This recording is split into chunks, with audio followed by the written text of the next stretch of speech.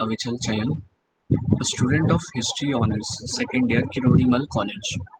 And today, we all have gathered here for an interactive live discussion session with Ashish Dharsal on the topic Temples and Sadhus, Importance and Politics. Now, I will tell a bit about Sir. Ashish Sir is the co-founder of Pragyata and Upward Foundation and the Director of Operations at the Indic Collective Trust. He writes on history, Kashmir, and culture and religion. Now, I would like to tell you all about a little about our organization Samvad. Our organization Samvad, the discussion forum, was formed during the ongoing COVID pandemic and lockdown period. It is a novel endeavor which has been undertaken to remove the obstacles of communication arising by the pandemic, which are shrouding social interaction and deliberation and debates on various human thoughts, ideologies, and philosophies among the people of the society. Till now, Samvad has conducted 5 online events and hope continue the same. Now, I would like to invite Sir to enlighten us on the topic.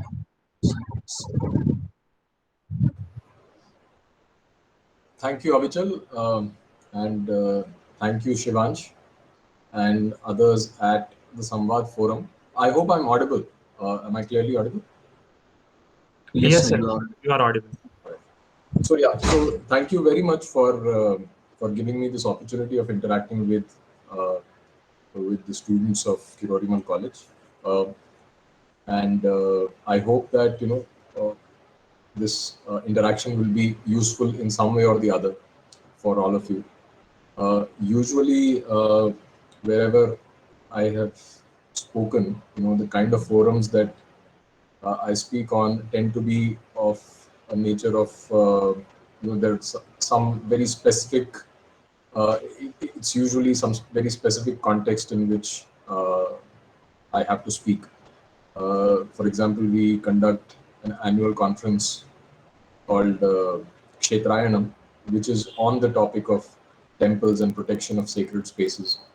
So in that sense, it's usually addressed to a gathering which is come with an expectation and with some sort of background in those in the issues that we are dealing with. So in that sense, it's a gathering of specialists.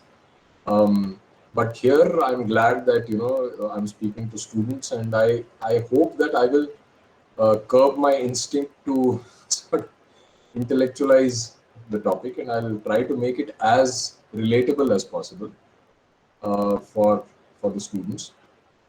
Now, the topic itself, temples and sadhus, importance in politics. When I first got your mail, so I thought, yeah, this is okay. This I can do, and I immediately responded. But then when I looked at the topic again, I realized that this is a very, very vast subject, right? So each word in this, in the title, uh, is a universe in itself. For example, temples, I mean, there is just so much that you can talk about temples in terms of their history, in terms of their place in society, in terms of the original intent of what a temple is supposed to do. Uh, why did temples come about, and why were they built in the first place? How do they function? Right? There's just each subtopic itself is worth writing a book about, if someone were to do that, do that seriously. Similarly, sadhus themselves. I mean, who are sadhus? What is their role in the collective history of India? What is their role in as figures of inspiration for the common people? Um, who are they in terms of how do they self-identify themselves? There's just so much to write about, and what kind of philosophy do they represent, and how many sects of sadhus are there, and what are the differences between one sampradaya and another sampradaya of sadhus. So there's just so much to talk about. But what I'll do here is I'll give a very brief overview. I believe I have something like 20 minutes, and I'll try to make it as relevant as possible. So before I start I mean, what I'll do is I'll basically talk about temples and then at the end touch upon the sadhus as well, how they are related and what they mean. Uh, पर इससे पहले कि मैं temples के ऊपर मतलब before I describe them in a positive sense, what they really mean, एक filter लगाना जरूरी है कि what temples are not, because then it will set the context quite clearly. So to start with, the negative definition of a temple is, of course, that a temple is not a church or a mosque, and I don't mean that in a adversarial sense. कि मतलब obviously a temple is not a church or a mosque, but at a conceptual level, a temple is very different from a church and a mosque. A church and a mosque are places where people gather to pray. A temple is not a place for gathering, right? So what the temple is what I will describe next. तो हिंदी में temple को मंदिर बोला जाता है और जो original term है वो है देवालय, जो संस्कृत का टर्म है. तो obviously if you look at देवालय, देवालय मीन्स देव का आलय, यानी it is the abode of the deity. So each temple has the primary deity associated with it, and there are multiple deities in the same temple, which when we visit, first we see a vigraha of Ganesha. Then there could be other deities. There could be Shiv, there could be Parvati, there could be Shakti. So depending on who the primary deity is, the rest of the deities are sort of around that main vigraha. But the temple is the house of that primary deity. And in terms of the architectural significance of a temple, the temple is actually the body of the deity itself. The way a temple is designed, जो शिल्पकार जब मंदिर बनाते हैं, तो जो traditional scheme of things है उसमें जो मंदिर है वो वास्तु पुरुष है, द कॉस्मिक पुरुष, उसकी बॉडी मंदिर है. So in some sense the temple is the deity. We worship the very body of the deity, of which the Garbhagriha is the core, is almost like the heart, right? So it is not so much about praying as it is about feeling the presence of the deity. And as we know, Hindu temple, obviously, because it's a polytheistic faith, and as I mentioned that there are multiple deities and a specific deity is the owner of the temple. So each temple is unique that way, that when you go to a temple, the particular form of the deity is what you want to feel, right? For example, the Sabrimala temple, the famous Sabrimala temple, which got into a lot of controversy, is where Swami Ayyappa is in the Naishthik Brahmacharya state, right? So that deity is different from Swami Ayyappa in a different Ayyappa temple where he is a family man. So here at Sabrimala is a totally different experience of the deity. A temple is also many other things. It is an art gallery. It is an economic institution. It is a seat of political power. It has been a seat, not now, but it has been a seat of political power in the earlier times. It is a social organization, and it could be a crafts guild also, where the artisans who built the temple, their office is also located in the temple premises. And now, in the modern era where modernity has made inroads into our institutions, a temple has also become a place of entertainment and a picnic spot for a lot of people, right? But it is important to point out that the sanctity and the significance of the temple, जो उसकी महत्वता है, वो उसकी art और उसकी utility पे depend नहीं करता कि बहुत सुंदर है तो बहुत मतलब उसकी जो स्कल्पचर है वो देखने आप चले गए आर्ट गैलरी की तरह. That is not the real function of the temple. As I said, it's a place of esoteric significance and a tool for spiritual realization. So one of the very intriguing and very interesting aspect of Indian art is that it is as much about depicting divinity, because Indian art is sacred. It is sacred art, and sacred art is all about divinity. So Indian art has always portrayed divinity. That is its primary function.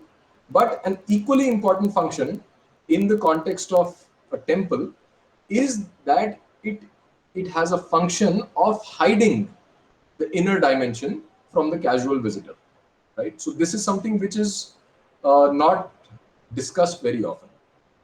यानी कि in very सरल शब्दों में बोले कि मंदिर कौन जा रहा है उसके अनुसार उसका आर्ट उसके साथ इंटरैक्ट करता है.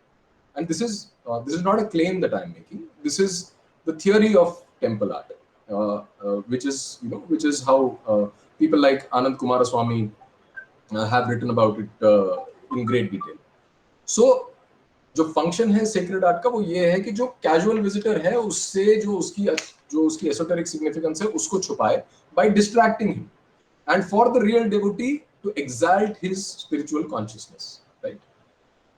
Now, also important is the point that the worship in a temple is not the equivalent of worship at home.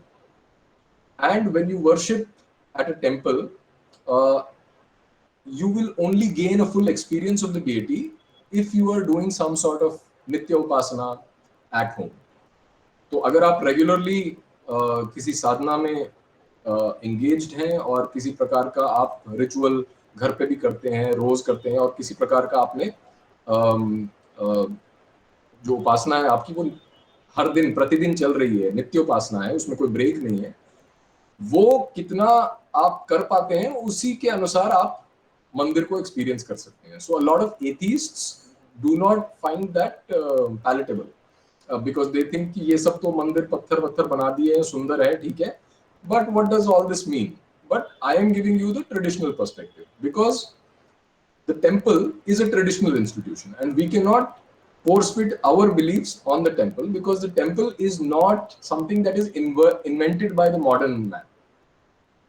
जो मंदिर है वो हमें विरासत में मिला है, मंदिर हमने बनाए नहीं है. तो इसलिए मंदिर को समझने के लिए आपको ट्रेडिशन को समझना पड़ेगा, और आप अपनी जो भी क्लेवरनेस है और चतुराई से आप टेम्पल को डिसर्न नहीं कर सकते जब तक आप जो परंपरा है उसके अनुसार आप मंदिर को समझने की चेष्टा करें. So also in the same traditional scheme, temples are a feature of Kali Yuga. Temples, so in the Hindu cosmology, the narrative is that there are 4 yugas, as most people know. तो सतयुग में तो जो deities थे, जो all the gods used to roam around with human beings, so they were very accessible. In the second yuga, which is the Treta Yuga में the innovation that happened was the yajna system. जो हवन करते हैं, और the huge yajnas, that the Vedic yajnas that we know of, जैसे अश्वमेध हो गया, राजसूय है, ये जो बड़े बड़े वैदिक यज्ञ हैं, ये त्रेता युग के इनोवेशन है to communicate with the divine, with the divinity. Then the next yuga, which is the Dwapar Yuga, उसमें you had the innovation of creating vigrahas. तो घर पे आप मूर्ति पूजा वहां शुरू हुई, पर फाइनली कलयुग में मंदिर बनने लगे. So that's the agamic view of temples, that temples are essentially about कलयुग. और कलयुग में मंदिर इसलिए आवश्यक है क्योंकि it is an extremely degraded society. Define how society is and how virtue is declining, और धर्म जो है वो केवल एक टांग पे खड़ा है कलयुग में, जैसा बोला जाता है, जो कि सतयुग में चार पैर हैं और कलयुग में एक ही रह गया. तो जब कलयुग to maintain a connection, it became necessary to have these large temples built and to conduct very special sort of rituals to keep them engaged so that the public at large may benefit. So that is the real function of the temple in the traditional sense. So temple is therefore a medium of ritual. तो आजकल क्या है कि ये ritualism के against एक बहुत बड़ी एक मूवमेंट चली है मॉडर्निटी में, which is inspired by Judeo-Christian thought, which sort of, and especially after the Protestant Reformation, when Christianity itself, underwent a huge reformation, which is called a reformation, but it is actually a transformation for the worse. So what happened was that they became very anti-ritualistic.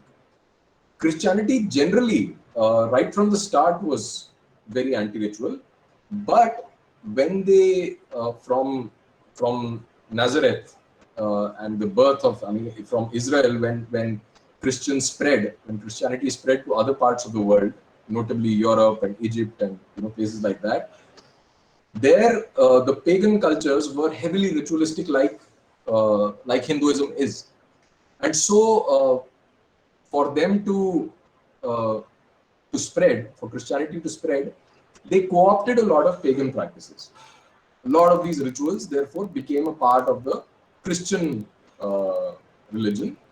But all these rituals were actually pagan rituals, and eventually there was a lot of tussle, and a lot of these rituals were knocked off by the church itself. Just they kept a bare minimum, some sort of semblance of ritualism, which ultimately got knocked off during the Protestant Reformation.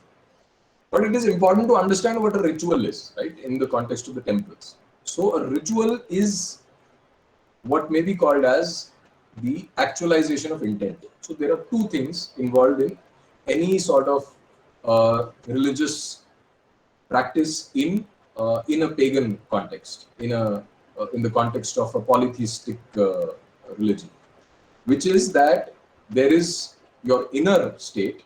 जैसे मैंने मंदिर का कहा कि अगर आप उस अवस्था में मंदिर जाते हैं जहां पे आपकी कॉन्शियसनेस और आप डेली साधना और डेली नित्य उपासना करके आप मंदिर जाते हैं, तो आपकी experience of the whole structure, of the architecture, of the art form will be different from how it is for someone who is a casual visitor, right? Similarly, तो उससे taking a cue from that, there are two aspects to any practice of religion. One is your inner state, your inner consciousness, and one is how you do the technical stuff, which involves pleasing the deity. If one of them is missing, right, the process is not complete.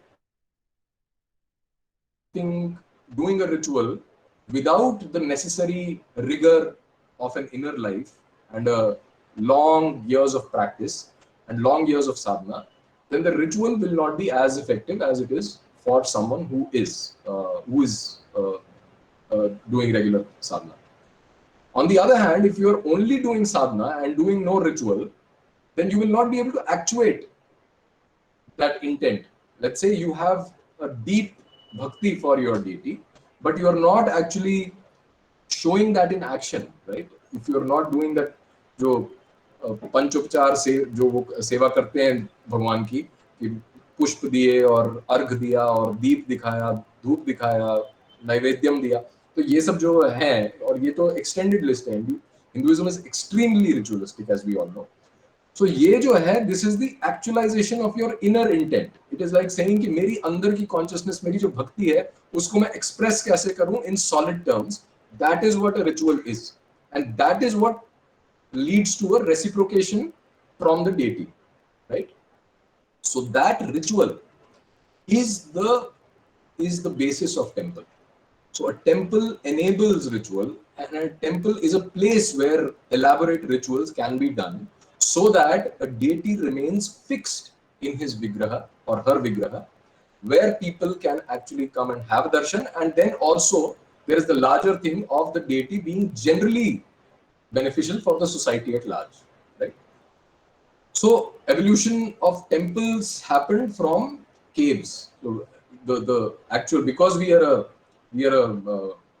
essentially a pagan religion, where the elements of nature, जो पंचभूत हैं, वो हमें वहां से inspiration आती है. So if you go to any प्राचीन मंदिर, जैसे अगर आप केदारनाथ चले जाएं, अगर आप कामाख्या मंदिर चले जाएं, तो वहां पे आपको विग्रह नहीं मिलेगा, मैन मेड मूर्ति नहीं मिलेगी. वहां पे आपको elements of nature मिलेंगे, and they have a very specific sort of orientation, a specific sort of equilibrium, which enables a, uh, which gives access to the power of the deity and to the benevolence of the deity, right? So हर मंदिर की अपना, जैसे मैं कह रहा था, हर मंदिर का अपना एक स्पेशलाइज्ड नेचर है, अपना एक स्पेशलाइज्ड फंक्शन है, क्योंकि डेटी का एक अपना नेचर है जिसके पास आप जा रहे हैं, जो आपके देवता है. और ये this is intrinsically linked with how the Panchabhutas, that is, the Agni, Vayu, etc., etc., how they are arranged in that specific place. So a temple starts, the first temples were actually built in such places where there was a natural, jisko Swayambhu bolte hain, where there was a natural expression of divinity, right? So, for example, the Kedarnath Mandir goes back way back to antiquity, और वो तब से तीर्थ स्थल है जब पांडव भी थे, राइट? और फिर उसके ऊपर स्ट्रक्चर बनाया गया और उसको मंदिर का शेप बाद में दिया गया, जबकि वो एक क्षेत्रम बहुत पहले से है. तो so this is actually this goes on to show the deep link between ecology and dharma, that you have uh, the religion itself originates from the elements of nature. And if you are to disregard nature, which is what has happened when we say that कलयुग में धर्म एक ही टांग पे खड़ा है, वो इसलिए है क्योंकि नेचर का भी destruction has gone hand in hand with the decline of dharma. So the prime in Hindu consciousness, nature today does not even figure, because we've so internalized the modernity and modern discourse that nature does not even figure. But if there is a starting place from where the revival or the resurgence of Sanatana Dharma can happen, that is ecology. That is to start with nature, right? So that's an off point anyway. So the point that I was making about nature is that the icon was built first, that is the vigraha, and then the superstructure, and then the various styles of architecture, the different kinds of domes that are built over the temples. All that came in later, and that varied from region to region, and the kind of the sampradaya to sampradaya. So to cut along, I mean, I think I'm nearing the end, but I'll quickly wrap up.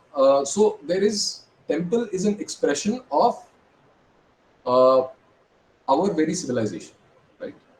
Our polytheistic approach to divinity. We don't see divinity as some abstract concept, not even a concept, something abstract which is not conceivable. We see divinity in form. We see divinity in everyday objects.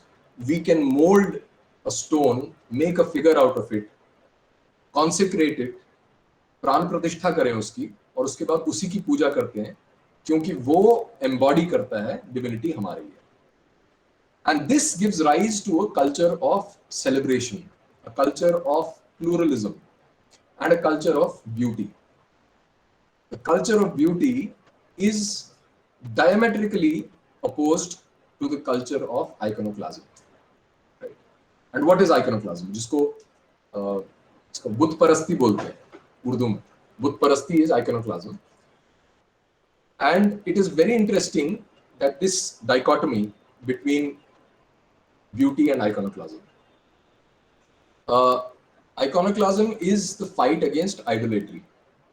यानी कि जब when invaders came to India and when they destroyed thousands upon thousands of temples, Somnath, for example, and Kashi Vishwanath Mandir, but almost the whole of North India, all the temples, as Sitaram Goyal has documented in his fantastic work. If you guys want, I can share the details of that.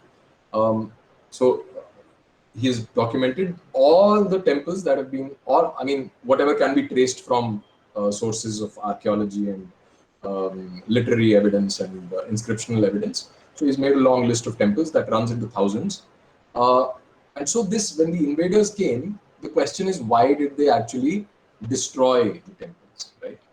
And some politically correct historians who have the backing of the establishment have claimed that this is because of economic reasons. That when these guys came, वहाँ मंदिरों में wealth होती थी तो wealth को लेने के लिए वो करते थे. Wealth तो वो लेते ही थे. Wealth तो हर जगह थी. India was a very rich country, so wealth was everywhere. But the reason for iconoclasm, and this is not restricted to India, wherever idolatry has been attacked, it is on account of it being Buddh-parast, on account of being a Murti Pujak. And that is absolutely abhorrent for Judeo-Christian mindset. Because for them, divinity cannot exist in form. You cannot worship a representation of divinity because that is a dangerous idea. That is not something that is acceptable to them. Because there is just one God. For example, in Judaism, there is just one God of Israel, and that is the supreme God, and no other God you can pray to. So that is also interesting that when the tribes came together, when Judaism basically originated, when these Jewish tribes came together and started worshipping Yahweh, at that time they did not really deny the existence of other gods. They said that no, we pray only to Yahweh, but the other gods we have nothing to do with it. Right? Eventually, it transformed into there is no other god but Yahweh.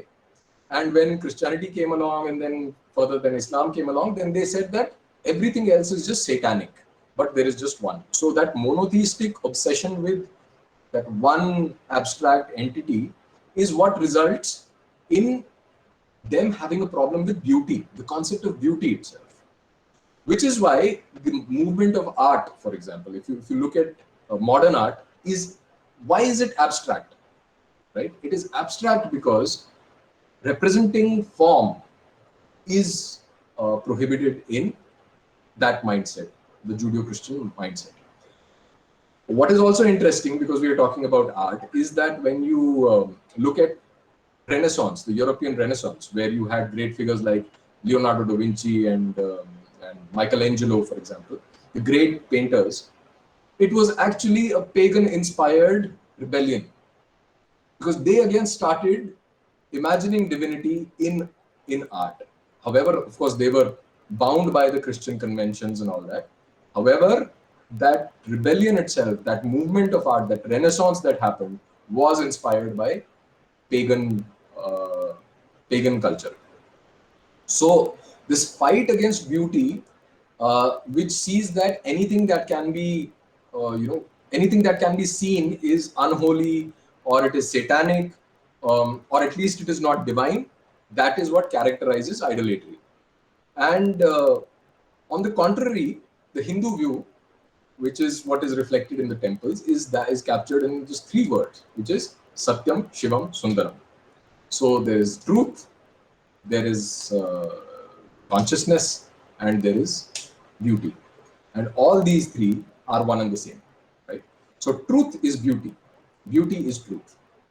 And so there is a exaltation of beauty. And beauty is inseparable from good. In that sense, Hindu art cannot be separated from religion at all, which is why temples are a place of art. Temples are a work of art. And not only can divinity be represented through art, in fact, art is the only way in which it can be presented to your senses. How else do you access divinity? It is abstract otherwise, no? I mean, there's just no way you can perceive it other than through art. How will you communicate your feeling of your feeling if you've visited a temple and you experience some sort of divinity inside or outside, your state of consciousness changes. The only possible depiction of that is art. So this problem with beauty is a problem of representation, and because you can't represent anything, you have a problem with specifics, you have a problem with specificity. आपकी problem particular से हो जाती है. I mean, everything has to be abstract, everything has to be universal. So if there is one concept, like let's say the concept of equality, which is a Enlightenment era value, so equality is what defines life in the modern political life, right? Everywhere you're talking about egalitarianism and equality. That equality is an outcome of an absolute disregard, in fact, an intolerance for differences. Because differences means that there is particularity, there is diversity, that you have to deal with a specific form. But for you, divinity is out there, right? So there is a very deep conflict there, which is why um, you need to universalize your values. So equality is universalized, and that becomes like a fetish, and it turns into radical individualism. Because if there is no tolerance for differences, a society cannot function, a community cannot function, right? Because a community needs people with different skill sets, with different orientations, with different mindsets, different talents, differing intelligence levels. Um, and that, if you are denying that because everyone is born equal, according to your dogma, then that means that you are actually anti-communitarian, you're anti-communal. You cannot let society function naturally. So you will go for individualistic approaches, which is what is reflected in modern political life. That leads to atomization of society, where there is no feeling of community around us, and the individual is isolated. वो एक अपनी prison में imprisoned in the cage of individuality, and there is no scope for cooperation of a healthy kind, of spontaneous cooperation. That is where the state has to come in and organize people into groups and say कि नहीं ये तुम करो, ये तुम करो. Professionalized हो सकता है, occupation based उस तरह से कि आपकी ट्रेनिंग दी गई है और आपको डॉक्टर बना दिया, तो आप एक डॉक्टर फ्रेटर्निटी को बिलोंग करते हैं, मेडिसिन की फ्रेटर्निटी को. But the spontaneous expression of society is killed, and that leads ultimately to the to this philosophy of economism, where everything is ultimately reduced to the power of money, and this is seen as a perfect expression of morality. So you see, I mean, how the very idea of an abstract god transforms into, you know, a philosophy where money is supreme. So this is a fascinating. I mean, I hope I mean, I just wish that I had more time to actually go through each of these steps, but I don't know if I've been able to communicate it properly. But finally, it comes to the point of where money becomes the ultimate, you know, it becomes the currency of morality. And so monotheistic religions give a history, you know, it transforms into politics of history because it is history centric, because there is too much emphasis on a single event in history, which is the birth of a prophet, and that finally transforms into an obsession with economics, where everything must be judged on the angle of profit and economic utility. So that itself is a universal idea, that everything has to be justified, कि वो efficiency या productivity बढ़ा रहा है या नहीं बढ़ा रहा. क्या आपको ये बचाने हैं, आपको अपने फॉरेस्ट बचाने हैं, फॉरेस्ट क्यों बचाएं? अगर फॉरेस्ट नहीं बचाओगे तो वो आपकी इकोनॉमी खराब हो जाएगी अल्टीमेटली, क्योंकि आपका रॉ मटेरियल कहाँ से आएगा? Yeah, I was part of I used to work in the manufacturing sector after graduation, and one of the things that really hit me and, you know, hit home was that there was this rollout of safety, what do you call it? Safety initiatives, that worker safety is important and we have to prevent accidents from happening on the shop floor and stuff like that. And the logic that was given was not self-evident that safety is good. It was not that, you know, इसमें क्या explain करना है भाई, तुम अपने workers को बचा रहे हो, तुम उनको injury से बचा रहे हो, उसमें तुम्हें explain करने की क्या आवश्यकता है? ये तो obvious, it is a self-evident good. But the corporate communication, the official communication was that it is important because otherwise the productivity will suffer. So that's the kind of world that we live in today, and this is very commonplace. So this is perfectly moral in today's world to say कि हाँ हम किसी को मरने से बचा रहे हैं क्योंकि हमारे profit suffer नहीं. So Now, finally, I'll just end with this, and this notion of economism, this whole the stranglehold of economics on the totality of human existence in today's world is challenged by the sadhu. Because the sadhu stands for vairagya, he stands for sannyas, which is a transcendence of all other purusharthas, including dharma, right? So we have four purusharthas in the Hindu scheme of things. For those of you who don't know, there is, dharma is one of the foundation on which is built artha, which is wealth and power. On that is built kama, which is fulfillment of desire. And these are the three foundations of uh, material or a worldly existence. And beyond that is the uh, fourth purushartha, which is moksha. So moksha is the final purushartha, which can only be approached once these three are in place.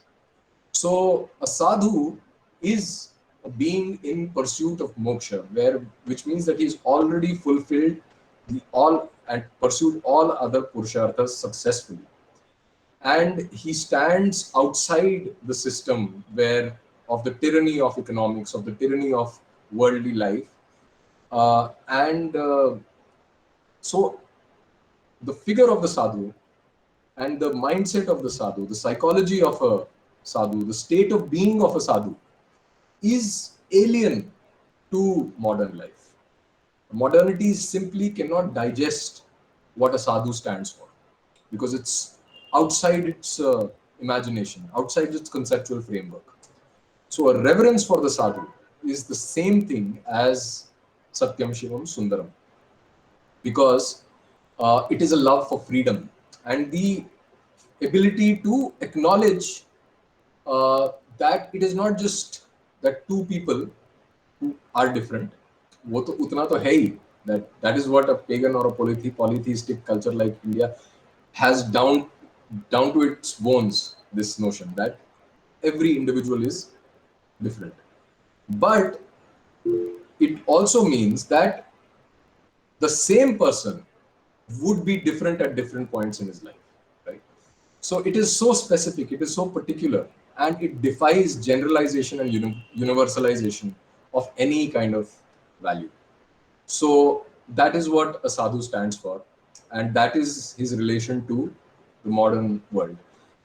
And the tragedy of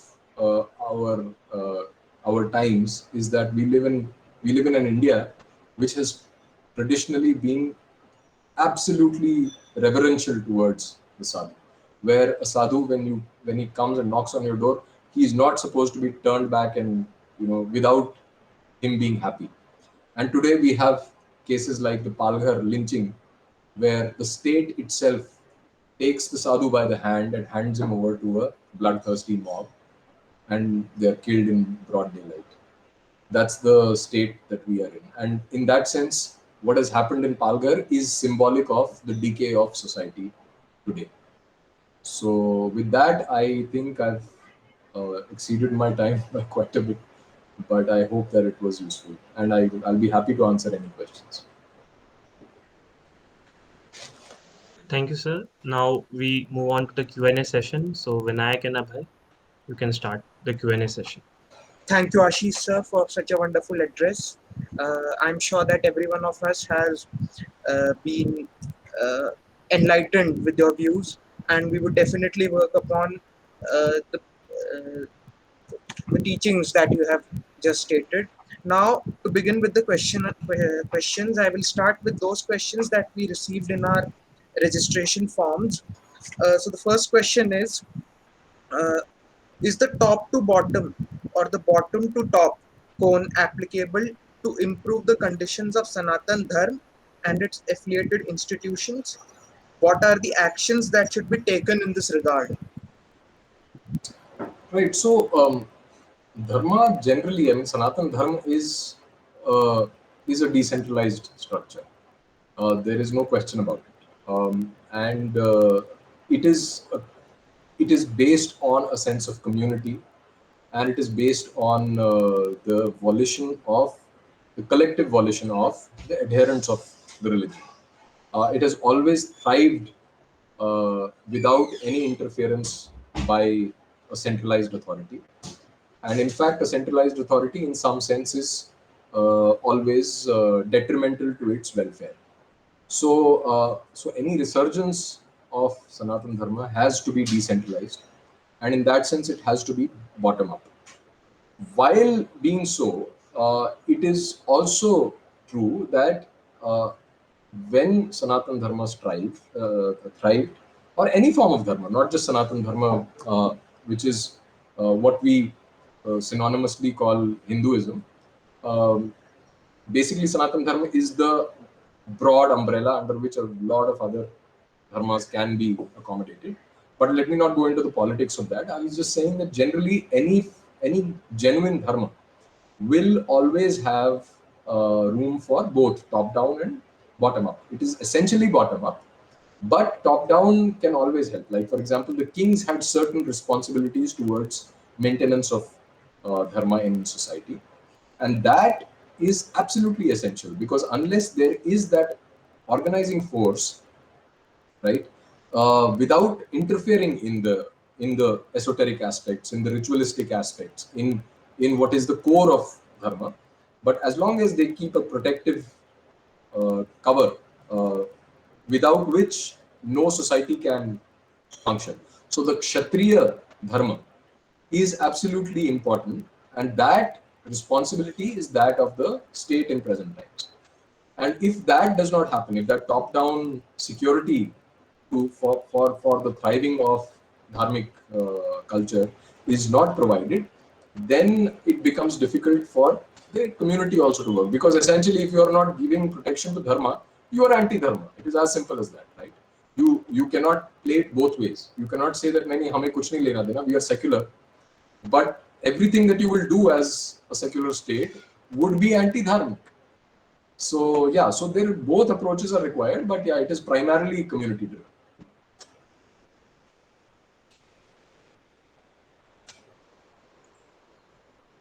Sir, am I audible? Yes, please. Okay. Thank you for this session, sir. It was a great session. I've got few questions regarding the premise of a temple, like where a certain temple is built. You have talked very clearly on certain premises of how a temple should be built. But sir, in current times, we see that the temples are being built on any corner, roadsides, small temples, different size temples, and due to this process, it is adding to more of a negative side of the temples, because at the same position people are spitting, people, the dust is going through, the temple is on the roadside, and even the deities, their posters are also torn and thrown in different regions. So don't you believe that there should be a central temple of a region rather than having these small temples on every roadsides? No, see, the thing is that a central temple is again a tendency to centralize dharma, which is never going to work. If, let's say, if I live in my colony, and there is a bunch of people, we hang out together, and we are followers of the same deity, and we want to build a temple. So I think it is perfectly justified for us to build a temple. The problem is that when temples are built, they are not built as per the traditional uh, norms. And the traditional norms are the agamic norms. According to agamas, there are very specific directions in which how this, from starting from where the temple should be built, to how the soil should be evaluated, to which material should be used, to how many days of consecration are required, which rituals are to be done, which deity can can live happily in a specific ecological milieu. All that is part of the agamic literature, which no one, when you build a common temple in your mohalla, no one really makes an agamic temple. They just make a building. It's more in the sense of a symbolic thing कि हाँ यहाँ पे हमने मंदिर बना दिया है, हम थोड़ा बहुत रिचुअल कर लेंगे, नित्य पूजा होगी मंदिर में, but it is not the temple in the traditional sense. So naturally, a lot of violations of the agamic principles happen, which include कि हाँ भाई मतलब साथ में कोई गंदी जगह होगी या कोई डस्टबिन है या कोई टॉयलेट के पास बना दिया, which is unfortunate, and I think that is more a reflection of the lack of understanding of these principles and the lack of knowledge than of let's say कि the need to centralize it. There is no need to centralize it. There is a need to educate.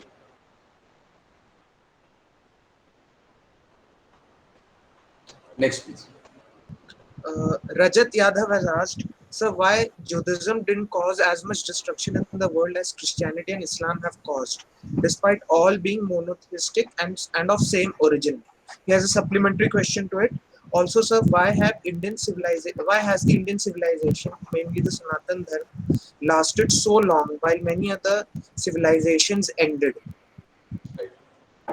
So, whatever destruction that that the Abrahamic faiths have unleashed on the world, in terms of ecological destruction, in terms of destruction of cultures and diversity and pluralism and paganism generally, is on account of Judaism.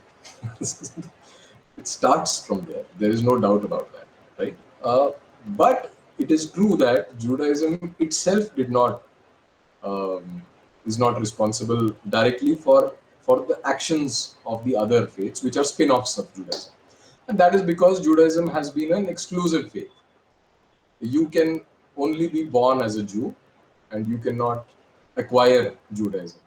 It is not an expansive faith. It does not convert people. And that responsibility, that baton, it passed on to Christianity and Islam. And they did that on behalf of Judaism. So the seed itself is in Judaism, but its manifestation happened through Christianity and Islam.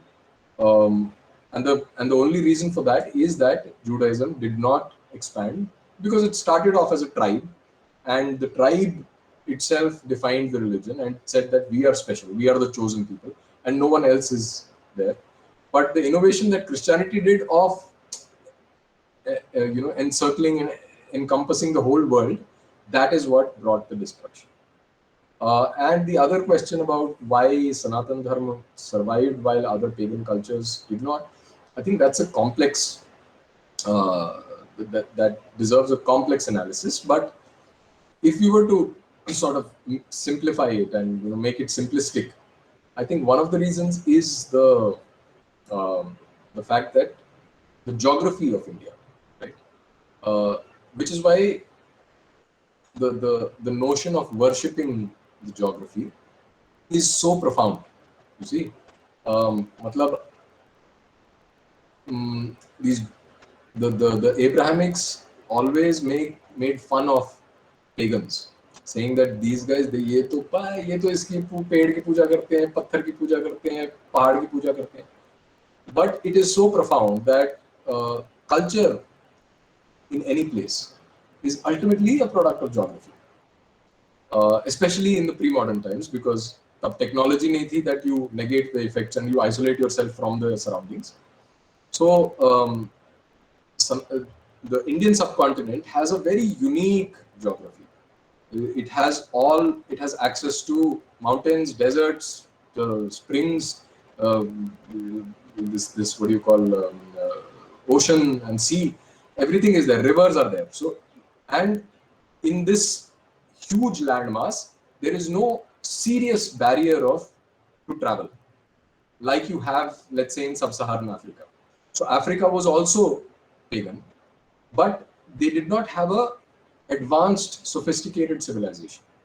They had very small tribal practices restricted to tribes, and since different tribes did not interact with each other, there was no exchange of information, exchange of knowledge, which ultimately leads to a growth of knowledge and civilization. That kept them sort of what you would call primitive. But in India, that was not the case. India had a very advanced culture, including arts and sciences and everything else. And so we were able to organize society at a much larger scale. Also, our principles, our philosophical principles seem to be more sound than some of the philosophical principles of, let's say, the South American pagan cultures, right? So they although they are also pagan, but their the realm of dharma. So that is where the difference between dharma and moksha is. The realm of dharma is the realm of society. How do you organize society? And the realm of moksha is ultimately individual. So the मोक्ष का मैं ही केवल मोक्ष को की दिशा में जा सकता हूँ. मैं 10 लोगों को साथ लेके नहीं जा सकता. वो मेरे हाथ में नहीं है. Unless I am a really supreme, advanced sadhak or advanced siddha. So moksha is an individual thing, but dharma is about the collective. And that collective thing in India was pretty well sorted out because of the advanced culture and the civilizational achievements in science and arts and other domains. So we were able to resist the onslaught of what I would, in plain language call barbarians. And the other cultures unfortunately did not, because they did not have that collective organization that we did.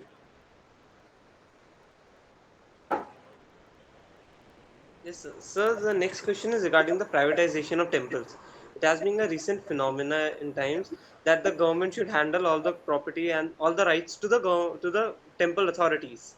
So, regarding this, how much beneficial would it be to hand over these to the private entities of these temples? Also, sir, adding to this, in some temples we have seen a rise in the VIP culture, and with VIP culture I mean some people are treated with a VIP status in the temples also, that they are given special accommodations or special treatment while they visit certain temples, but it kind of ends the concept of temple then if such treatments happen in a temple.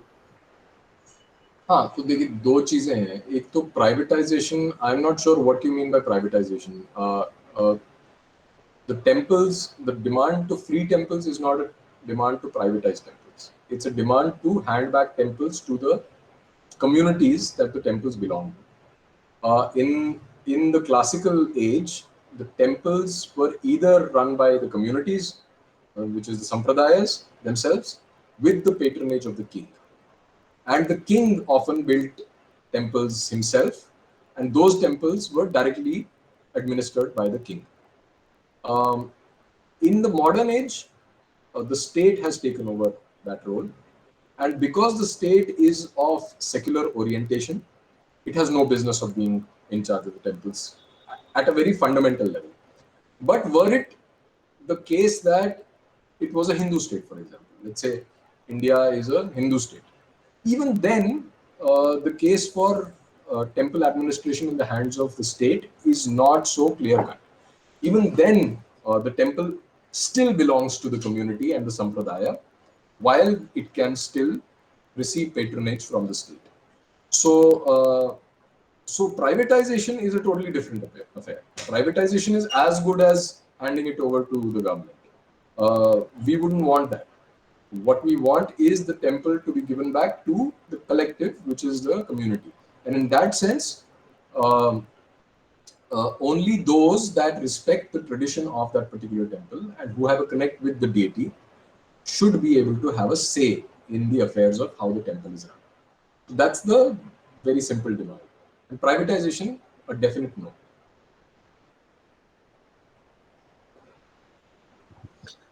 The next question is, Hindu धर्म ने भारत को आपस में बांध कर रखा है. इस बिंदु पर आपके विचार थोड़े विस्तार में हम जानना चाहते हैं. हिंदू धर्म ने भारत को बांध के रखा है, इसके ऊपर? Yes sir.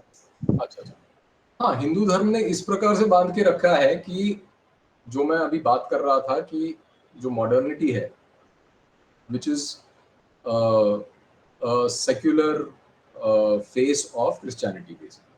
So there is very little contestation of that fact that modernity is actually a Christian belief system. So जब modernity आ गई है तो उसमें जैसा मैं explain कर रहा था कि there is a breakdown of community and there is a growth of radical individualism, where every individual is perceived as, उसकी कल्पना जो की जाती है ना, एक व्यक्ति की जो कल्पना है, वो कल्पना इस प्रकार से की गई है कि वो एक स्टैंडर्ड यूनिट, चाहे वो होमो इकोनॉमिकस हो, चाहे वो होमो रेगैलियस हो, चाहे वो होमो कोई भी हो, चाहे वो होमो सेपियन हो, लेकिन उसकी जो फिलॉसफी में उसकी जो कल्पना है वो है कि वो एक टेम्पलेट है जो बहुत सारे बन गए हैं. अब we are 7 billion human beings alive on earth, and all of them are replicas of each other. That is how it is conceived of. So in that case, what happens is that there is this, every individual is alone, and जो community का जो function है वो massively suffer करता है. उसका कोई there is no cooperation, inherent cooperation in society, which is why there is a, मतलब लोगों को आजकल बहुत दिक्कत होती है बेसिक कॉन्सेप्ट समझने में. जैसे कि अगर आप ये बोले ना कि जाति जो है, एक जाति है किसी की, जिस कास्ट, जिसको आजकल अंग्रेजी में कास्ट बोलते हैं, तो caste is actually different from जाति, but I am just saying कि जो कॉमन वोकैबुलरी है. पर जो कास्ट, जब कास्ट की बात करते हैं तो एकदम लोग ट्रिगर हो जाते हैं कि अरे अरे अरे जाति की बात कर दी, जाति की बात कर दी. बट बेसिकली जाति is a community, and a community is always linked to where you are born, right? वो link with the accident of your birth, जिसको बोले modern भाषा में कि accident है. In the traditional scheme, it is not an accident. You are born in a place because of certain things. Anyway, let's not go there. All I'm saying is कि when you are born in a community, a jati, a sampradaya, then you are part of that community, and your identity is determined by that community. And how you interact with your fellow beings determines your role and gives you meaning in life. So where you stand, जैसे आज हम बात कर रहे हैं, so we are like a community, right? Question answer हो रहे हैं. Tomorrow I may have some help required from you. I'll get back to you. मुझे यार उस कॉलेज में यार किसी चीज के लिए मुझे लाइब्रेरी एक्सेस चाहिए यार, ये कुछ करवा दो, ऐसे for example. So this is like a community, we have common interests, we are talking about common things. So in India, the bedrock of that communal cooperation and the feeling of community is the Hindu religion, because Hindu religion, जो सनातन धर्म जिसको बोले, that is the mother religion of all other faiths that have come, and that is what has given meaning to people forever. मतलब जब से Indian civilisation है तब से हम इस धर्म के ऊपर ही टिके हुए हैं, और यही धर्म हमें कम्युनिटी फीलिंग देता है, एक कम्युनिटी का एहसास देता है और मीनिंग देता है. जब तक कम्युनिटी नहीं है तब तक कोई मीनिंग नहीं है. ये बात बिल्कुल क्लियर है कि जब तक आप लोगों के साथ, जैसे एरिस्टोटल ने बोला था ना कि man is a social animal, उसका मतलब ही ये है कि जब तक आप सोसाइटी में इंटरैक्ट नहीं करते, जब तक आप समाज के लिए कुछ काम में नहीं आते और समाज के रिलेशन में आप कहीं पे आपका कोई स्थान नहीं है, तब तक आपकी लाइफ का कोई मतलब नहीं है. मतलब you are mentally sick, which is why there is such a huge rise in cases of mental health issues in the modern times everywhere because of a lack of community. So Sanatan Dharma has given that basis for community to India all across the ages, because from dharma, like I said, even art in India is sacred, architecture is sacred, mathematics is sacred. So you cannot remove any branch of knowledge, any branch of aesthetics, arts, any skill from the context of dharma.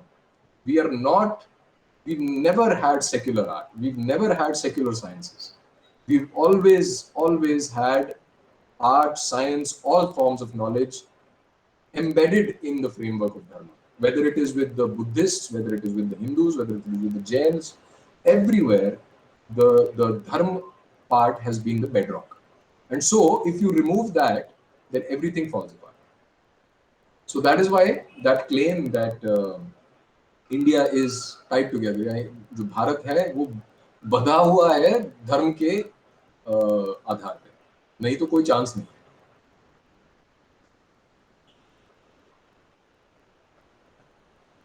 Yes, sir. So another question is, we have seen the Hindu organization, that is RSS and VHP, has become more of an unworking stance in recent times. They take more of a side stance in certain Hindu in these religious discussions or religious topics. So will we see an advent of a new organization in the upcoming times, which will be politically incorrect and which will not seek approval in the society? See, I think the RSS, first of all, I think does not claim to be a Hindu organization. The RSS always says that we are a social organization and we are an Indian organization. So for them, I've explained that in some talks earlier on Upward, that but their version of nationalism is territorial nationalism. They believe that nationalism means that it is linked uh, to the current territory of India. The borders के हिसाब से define होगा. For them, it does not matter. मतलब Hinduism और ये सब. Although most Swayamsevaks, lower level cadre of RSS, the most of the people in RSS are practicing Hindus, or at least notional Hindus. They believe that they are Hindus. They self-identify as Hindus, but the organization itself is not a Hindu organization. So it would be wrong to label them such and to expect them to take the issue of dharma seriously. However, my issue with RSS is that given that they are not a Hindu organization, I think they should have the honesty and the discipline to not interfere in Hindu matters. They should not, for example, have said that in Sabrimala you should allow women of all ages because it is the right thing to do. Because they're not competent, right? They have no locus standi in the matter. In fact, even I don't, as someone who does not belong to that sampradaya, even I don't have a say to कि तुम लोगों को क्या करना चाहिए. That's the structure of our society, and that is something that RSS does not seem to understand, because it has also internalized the modern discourse to a large extent. It is notionally an Indian organization, but its morality seems to be very, very Western and modern Western in precisely, not even Western in the classical sense. So that's a problem. So the next part about whether an organization will come, I don't think we need a political organization of that kind, because uh, we don't need another RSS. We don't need a competitor to RSS. We need a lot of specialized organizations doing their own swadharma. Especially, we need independent, self-driven, and serious organizations in the sphere of intellectual activity and academic work, where like think tanks, research centers, and stuff like that. We also need organizations at the ground level for physical protection, for example. जो स्वयंसेवक जैसे पहले करते थे, and this is nothing to be ashamed about.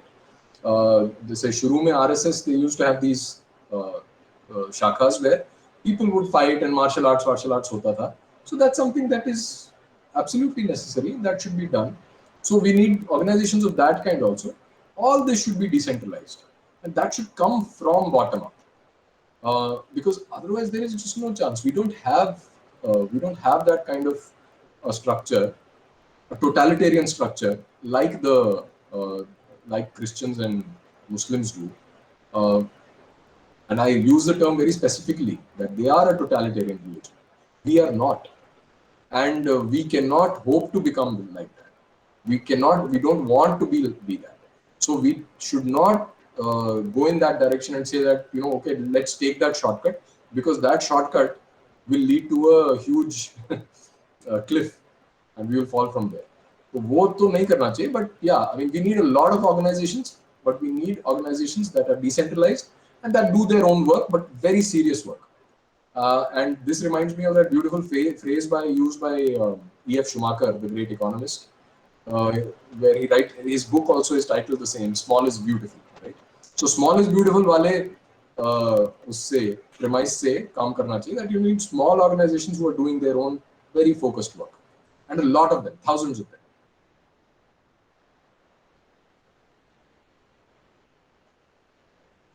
Yes, sir. Sir, we have a question from the spectators, and that is nowadays we can see that especially the women are forced to change their religion, caste, and culture to marry someone. If she didn't want to, she has to face dire consequences, and at times she is killed. So, at times people also maintain certain kind of silence on these issues. So, what is your point? What is your view on these conditions in India? This is all. I mean, this is all a part of a very concerted effort to destroy the final frontier of paganism, which is India. And this is not something which is new. This has been going on for thousands of years now. And the entire credit for resisting goes to our ancestors who did not succumb to these forces. And even after so much struggle, we continue to be a, a pagan society, a polytheistic society, a pluralistic society, a diverse society, right? So all credit goes to our ancestors. But today we have come to a point where we have, I think, in the mental sphere, after the British rule, I think that barrier was breached, where the mental clarity required for resistance is not the same that our ancestors had. So the society today, because it has embraced the dogmas of modernity, which is this egalitarianism and equality. And let me be very clear. I mean, no one in his right mind would say that two people should be treated differently. That is not what I mean by when I attack egalitarianism. I attack egalitarianism from a very philosophical standpoint, where you are saying that you are not allowing diversity. Like I mentioned, ki you have a template in mind for the human being, whatever that template, whatever that model be, and you are universalizing that and saying everyone is the same. That egalitarianism, that is what egalitarianism essentially is premised on. And that is what is dangerous, and that we have seemed to internalize, which brings out stupid statements from a lot of people saying all religions are the same, all cultures are the same, we must learn to appreciate, we must be tolerant. भाई हमें tolerant का ज्ञान क्यों दे रहे हो? हमारे तो कहीं tolerance का कोई issue ही नहीं है. हमने किसको जाके किसके मंदिर तोड़े? हमने किसको जाके convert किया? So the question of tolerance, you are preaching to us who are the embodiments of tolerance. Yeah? This is as ridiculous as it can get. So now the problem is that we are so colonized that we have internalized that. A large section of Hindu society has internalized that. And because of that, we have fallen prey to these designs, these schemes of whether it is the radical left or the extremist religions, whoever it is. Because we are internally weak. It is like a human body which is immunocompromised. You have low immunity, then all kinds of diseases will affect you. So the real fight is to establish yourself back, to root yourself in tradition. And tradition is not regressive.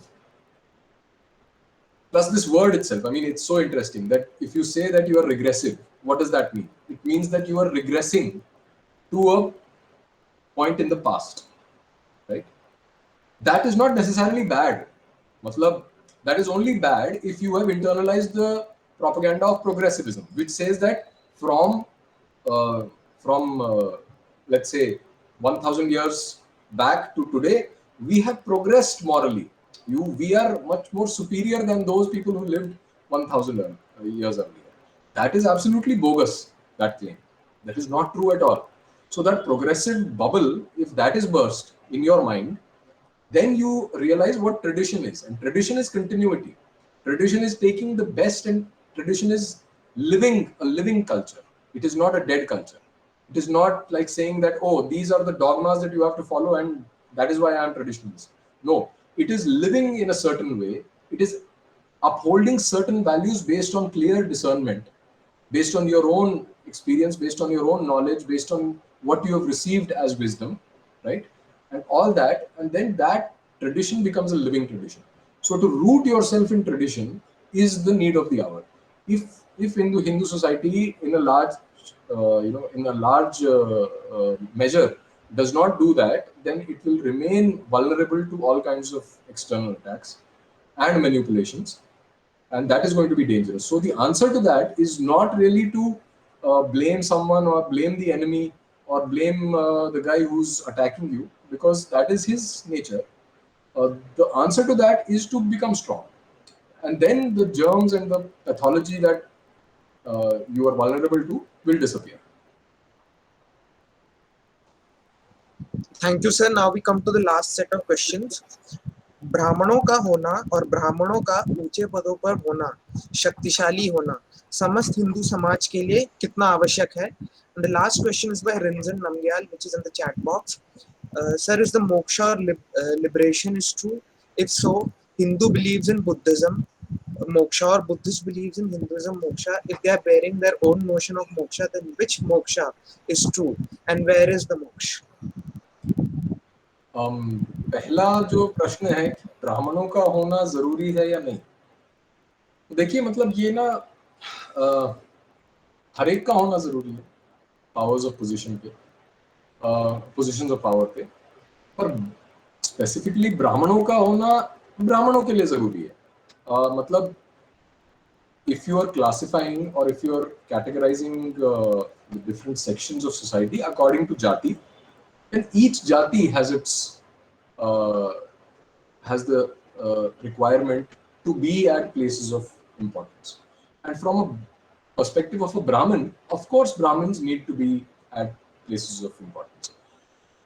From the perspective of the Kshatriya, a Kshatriya needs to be at a place of importance. But it is important to remember that today the notion of Brahman, Kshatriya and all is only conceptual, because most Brahmins are not living a Brahmin life. All Kshatriyas are not living a Kshatriya life, for certain.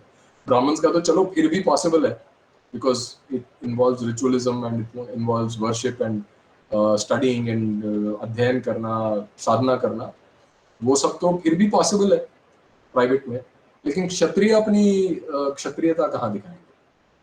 तो इसलिए हर समाज के हर वर्ग का और हर जाति का, हर वर्ण का पावर एक्वायर करना आवश्यक है, और एक बैलेंस होना बहुत जरूरी है ताकि सबके इंटरेस्ट्स क्लियर हो. जब जो ट्रेडिशनल समाज, जो क्लासिकल सोसाइटी थी प्री इस्लामिक, उसमें भी सभी वर्गों का, सारी श्रेणियों का, including Vaishyas and Shudras, they had representation and they had a role in decision making via guilds and all kinds of bodies, collective bodies, where the king could not even take a decision without their consultation. So it is not just true for Brahmins, it is true for all sections of society. What is more important, what is actually important, is that we recognize that what do these categorizations really mean, and what does being a Brahmin and what duties it brings along with it. Today, in the culture of entitlement, the modern culture of entitlement, even this discourse of caste has become very modern.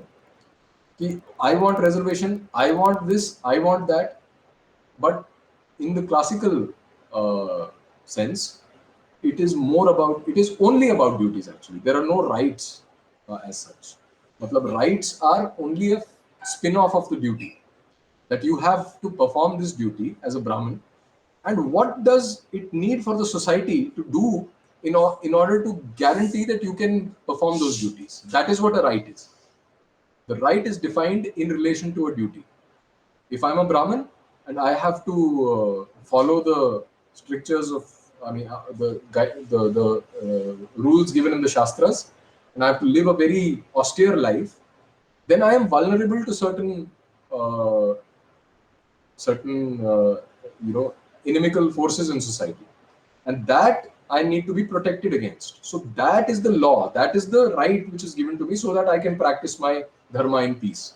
Similarly, Kshatriyas are defending, they're giving up their lives, and therefore they have the wealth and the power, and they have polygamy, and they have, all that is given to them because they are the protectors of the Samaj. So when we talk about if any discussion on jati and varna and caste, it has to revolve around duties. Otherwise, it loses its meaning. So rights are not important. Entitlement is not important. What is important is duty, and accordingly, if you are fulfilling your duty, then obviously having your representative in positions of power to enable you to function that way, that is what is important.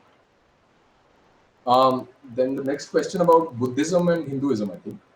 Uh, so, so this whole idea of moksha, I think, is slightly, slightly off, off the grid, in the sense that moksha is, of course, the final goal of life as per Hinduism, and Buddhism has its own version, nirvana and parinirvana and stuff like that.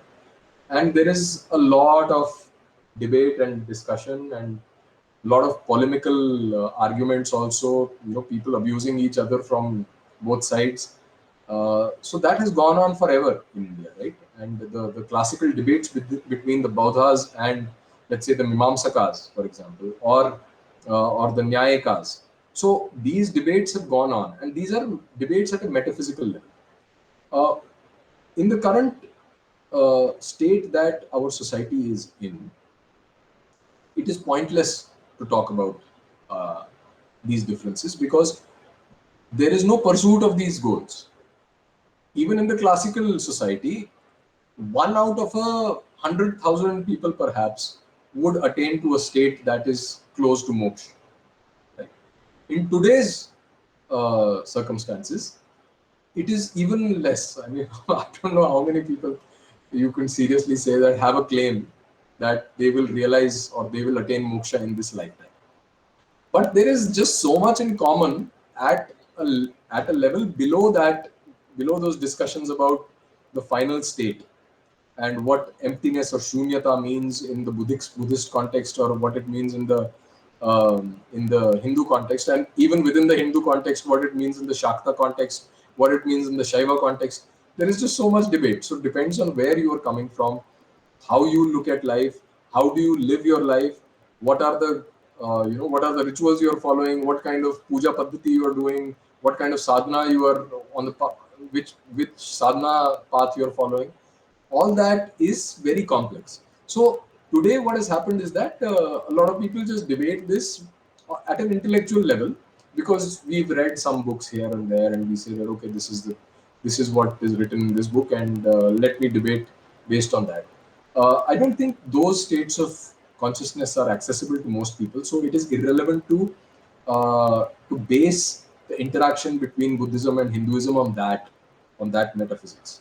What is more important is the commonality, which is, in my opinion, it is almost like 90% commonality between Buddhism and Hinduism in terms of practice. And even when we go to forms of Buddhism like the Tibetan Buddhism, the Vajrayana Buddhism, and we compare it with, let's say, Kashmir Shaivism or the Shakta religion, I think there is just so much in common. Even the deities are common, and the practices are common, that we must actually focus on those things, on the commonalities. And I think the Dalai Lama also mentioned that in one of his lectures, and he was very candid when he said that, if I say something like this, then people immediately start labeling me and abusing me, but this is a fact. So, like, for example, the Kalachakra Tantra of Buddhism even has Hindu deities. So you see, I mean, let us discuss the commonalities, because not because it is politically correct or whether it is the feel good thing to do, but because it is the 90% of the thing of both the religions. And the finer, hair splitting differences we can do when we attain a dharmic state, and we are back to our glory, and then we can again fight. But till then, I think it is wiser to just stick to commonalities. Thank you, sir. Now we have answered all the questions from chat box, and one last question is remaining. So for that, I am presenting a screen, and the question is about the loop. So it will be great if you will share your views on that image.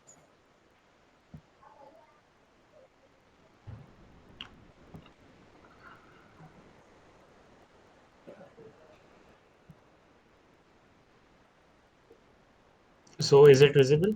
The screen share? Yeah, it's just loading. Yeah, is it visible now? Yeah.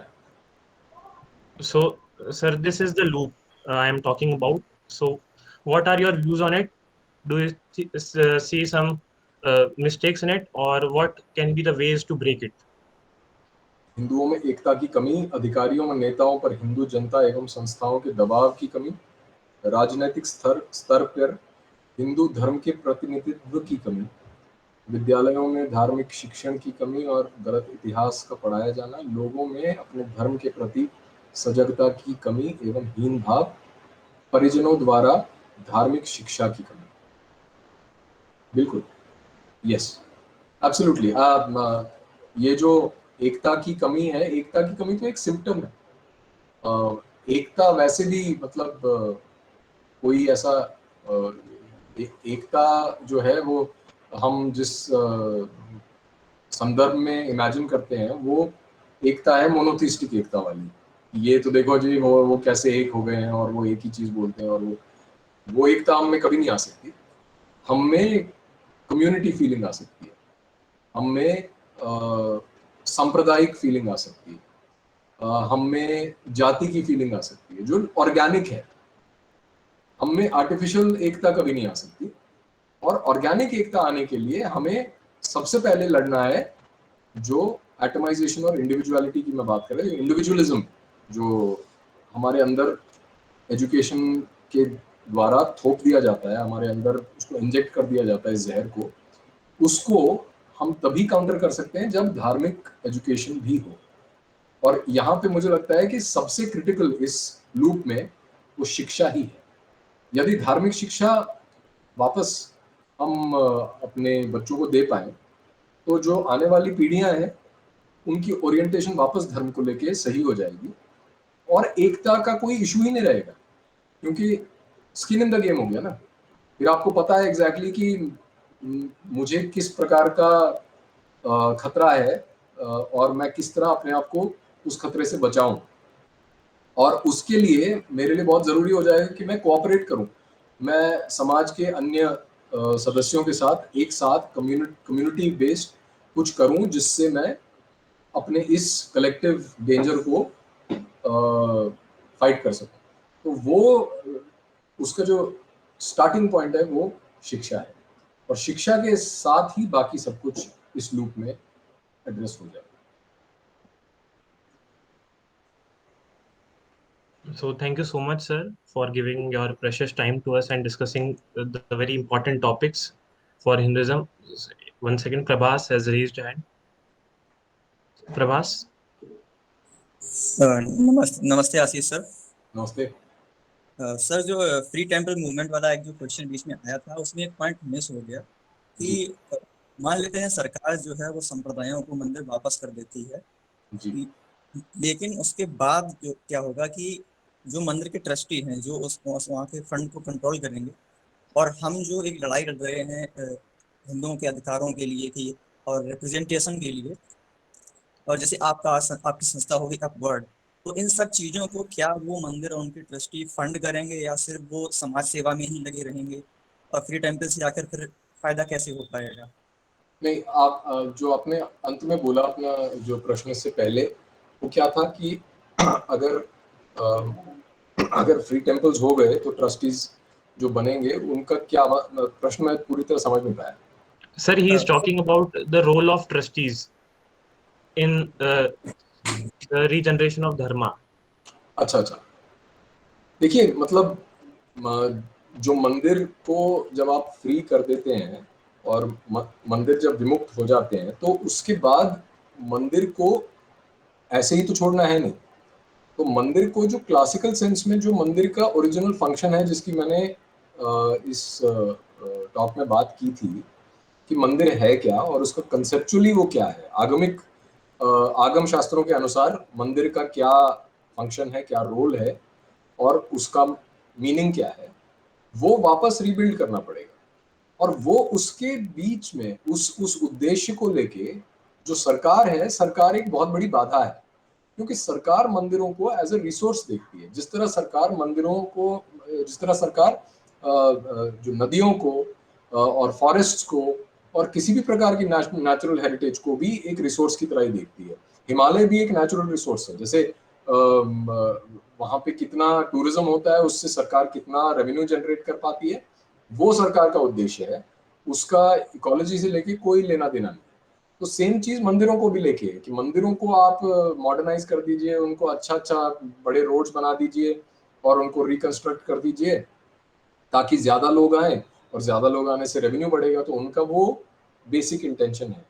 लेकिन जब मंदिर वापस community के पास जाते हैं, संप्रदाय के पास जाते हैं, तो संप्रदाय को अपने गोल स्टेट करने पड़ेंगे ना, और उनके गोल्स डिफाइंड है। सांप्रदायिक गोल्स आर गोल्स ऑफ धर्म। तो फिर उनको अपनी कॉन्स्टिट्यूशन में जो इंडिविजुअल कॉन्स्टिट्यूशंस हैं, वही जो संस्थाओं की हैं, उन्हीं में ये सब चीजें क्लैरिफाई हो जाएंगी कि क्या चाहिए उनको, और किस तरह से जो कमर्शलाइजेशन है या जो मिसयूज है टेम्पल फंड्स का, वो उसी लेवल पे कंट्रोल हो सकता है, और किसी लेवल पे कंट्रोल नहीं हो सकता। जो करप्शन अभी भी मंदिरों में चल रहा है, वो सारा गवर्नमेंट इंड्यूस्ड करप्शन है। और गाली उल्टा जो वहाँ का पंडित है या वहाँ का जो अधिकारी है उसको जो उसको देते हैं, जबकि जो एक्चुअल फैक्ट है वो करप्शन सारा गवर्नमेंट ऑफिशियल्स करते हैं, क्योंकि उनके लिए तो वो कैश काउ है। तो जब आप वापस मंदिर कम्युनिटीज को, अपने संप्रदायों को दे देंगे, तो वो आगमों के अनुसार ही चलेंगे, और आगमों के अनुसार चलने के अलावा जो सरप्लस होगा वो फिर जो जो बेसिक फंक्शन है मंदिर का, वो अगर पूरा हो गया, फिर उसके बाद जो बड़े मंदिर हैं वो छोटे मंदिरों को सपोर्ट कर सकते हैं। एक कॉमन फंड बन सकता है, और वो भी संप्रदाय के अनुसार ही बन सकता है। उसके अलावा आप धर्म प्रचार के लिए, कुछ गौ सेवा के लिए, जो सारे धार्मिक कार्य हैं जो पेरिफेरल हैं इसके अराउंड, बेसिक फंक्शन है कि देवता को प्रसन्न रखना, उसके अलावा जो बाकी सारी चीजें हैं जो धार्मिक कार्य हैं उनमें जाएगा।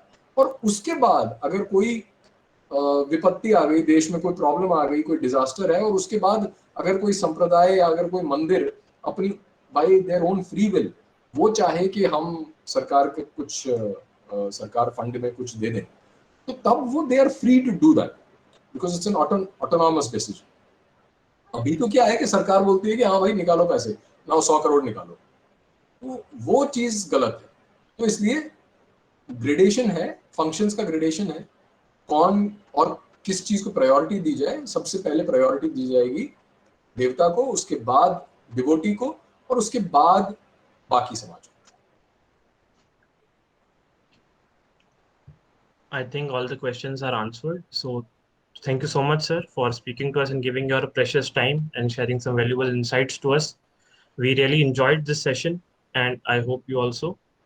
And hoping that we can meet once again, but not in these restriction, but in college campus in Delhi University. Wonderful, wonderful, and I really enjoyed sharing my thoughts, and I think the questions were very intelligent and very well framed. So thank you for giving me the opportunity. I think Prabhas has raised his hand again. Yeah, Prabhas, you want to say something? या sir, मैं last में एक और चीज़ जानना चाहूँगा कि as a student हम क्या क्या कर सकते हैं, और ऐसी कौन सी एक्टिविटीज़ हैं जो मॉडर्न टाइम्स में धर्म की सेवा में हम लोग बिना किसी खास फंडिंग कर सकते हैं। यार देखो, एज स्टूडेंट तो सबसे पहले जो आप पढ़ रहे हो उसको धर्म की सेवा में लगा दो। उसमें कोई ना फंडिंग चाहिए, ना आपको कोई एडिशनल सपोर्ट चाहिए। जो आपका काम है अभी वो है पढ़ने लिखने का, और उस पढ़ाई को अगर आप धर्म की सेवा में लगा दो, क्योंकि अभी क्या हो रहा है कि पूरी जो वॉर है वो इंफॉर्मेशन वॉर है, और एकेडेमिया तो एक सबसे बड़ा वेपन है उनके हाथ में, और आप उसी एकेडेमिया का पार्ट हो। तो उस एकेडेमिया में रह के, अंदर उसमें रह के, उसके रिसोर्सेज यूज करके आप धर्म की सेवा में लग जाओ। There is nothing like it, nothing better than that. So अपने एकेडमिक्स को उसमें यूज करना, वो एक बात हो गई। दूसरा, बहुत सारी संस्थाएं हैं, जैसे अपवर्ड भी है। तो अभी हमारे साथ एक लड़का जुड़ा है जिसका नाम आदर्श है, आदर्श झा।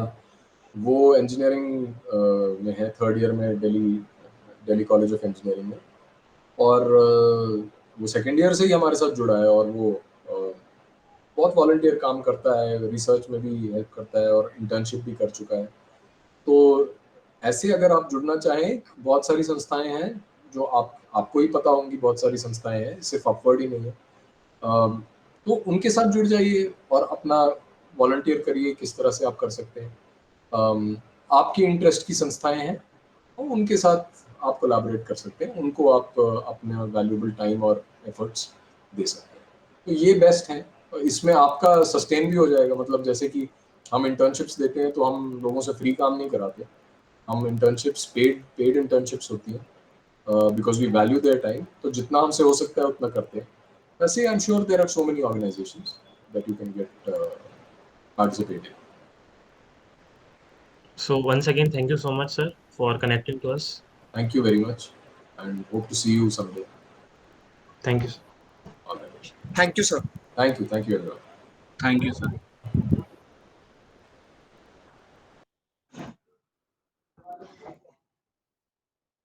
रिकॉर्डिंग ऑफ करो। Yeah.